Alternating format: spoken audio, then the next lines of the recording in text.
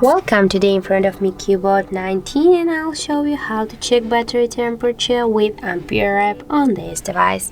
So first you should go into the Play Store, and here in the search pool enter the Ampere. And now we have to get this application, so tap to install and wait a couple of seconds while the application installs on your device.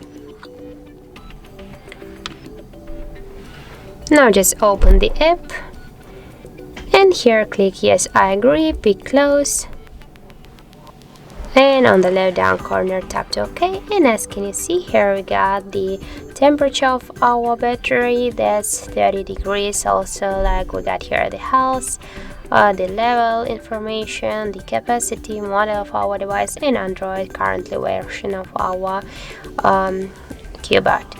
So as can you see, that's really simple.